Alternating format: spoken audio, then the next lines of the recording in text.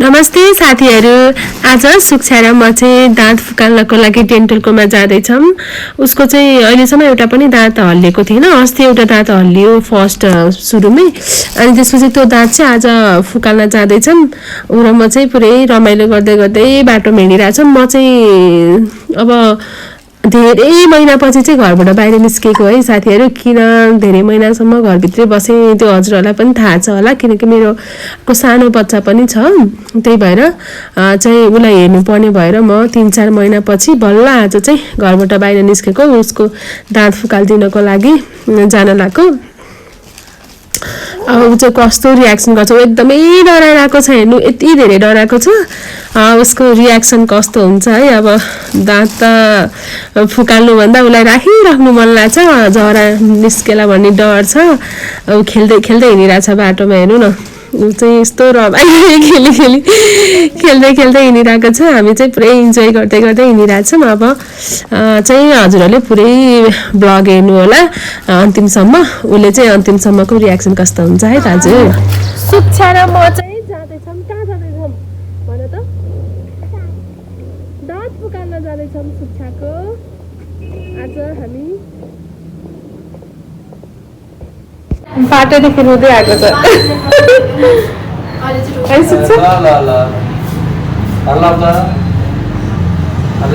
हल्ला छ के हो?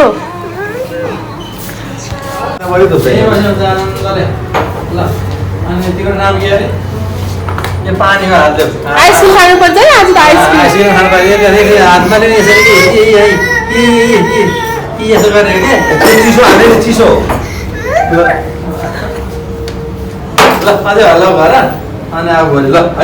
हुन्छ जाने मजाले हल्लाइदिनु अनि ल्याउनु अनि ल त्यो हल्लाउँदैन यतिकै हो। ओले हल्लाउनु दिँदैन, आफूले हल्लाउँदै ल ल अनि उस्तै हो। भरियाबाट नि उयो दुख्दैन के प्लिज सुन्छ कहिले भन्नु म दुख्दैन। ल यसो गर्नु त आज हल्लाइदिनु नअत्याउनु भयो अनि भोलि होइन आज हो।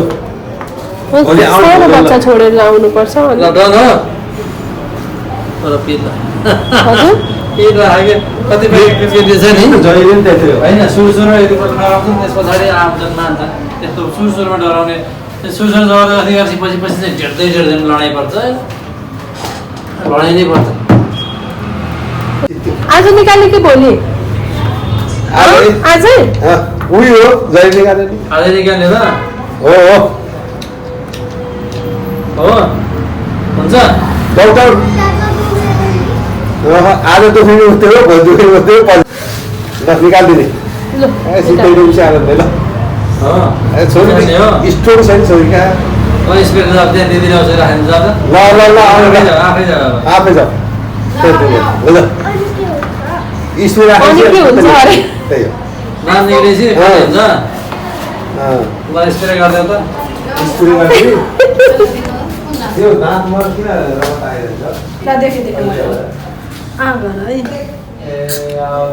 अब एकचोटि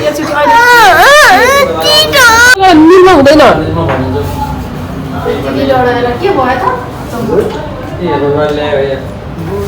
सिलिन्डर मेटर खाँदैन पऱ्यो 5 दिन। दाँतमा स्प्रे हालेर एकदम डराइ बसिरहेको छ। अब सुक्षा एकदम मानेको छैन। उसको मनमा कति धेरै कुरा खेलिरहेको होला क्या। एकदम डर मानिरहेको छ। हेर्नु न है कति धेरै डराएको मेरो छोरो नि, कति धेरै डराएको। हे भगवान् अब के हुन्छ हेर्नु है त। भित्र बाहिर गरेको नै गर्ने।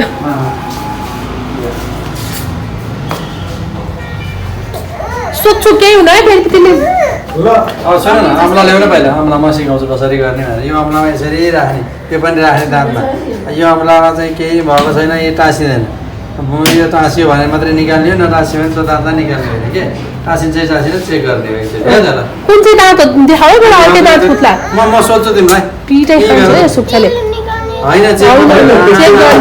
टाँसिन्छ कुन चाहिँ दाँत अङ्कल? म चेक गर्छु। चेक कुन चाहिँ दाँत हो? ठुलो अलि फेरि पिटे खान्छ है यिनको त 3टा मात्रै छ त अगाडि है। ल उयो दाँत चाहिँ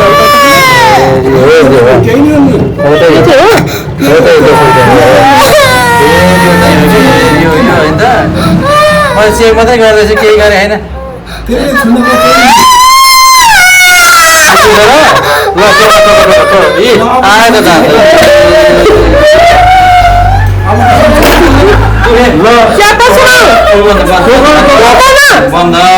बन्धलाई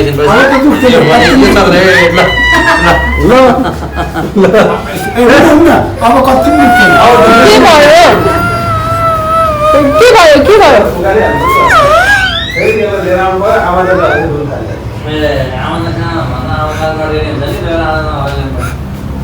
कति बजा आउँदैन आमा जेनरेटर कोही के भयो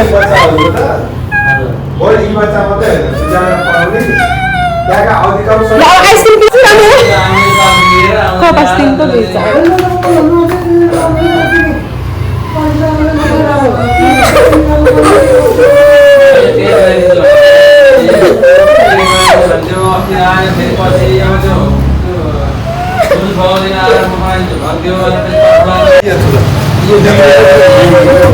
भने झन् बढी आउँछ है आइसक्रिम खानुपर्छ आइसक्रिम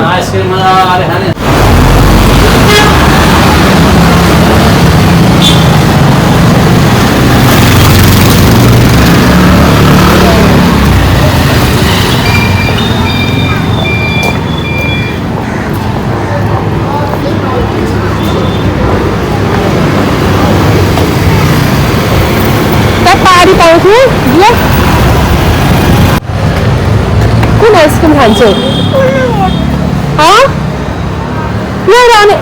नरिसाउन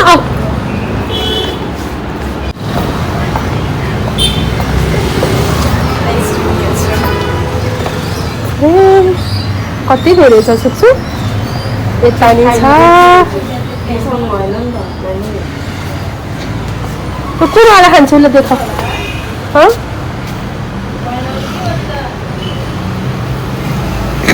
ये वाला टोक्ने वाला त खान सक्दैन तिमीले अब चुस्ने वाला मात्रै टोक्नु पर्छ सम्म हुन्छ यो एउटा दिनु त कुन चाहिँ एकदम राम्रो मिठो हुन्छ यो वाला मिठो यो वाला पनि मिठो हुन्छ त्यो चाहिँ यो चाहिँ 65 होला सायद 65 यसको चाहिँ अरू के खान्छौ साना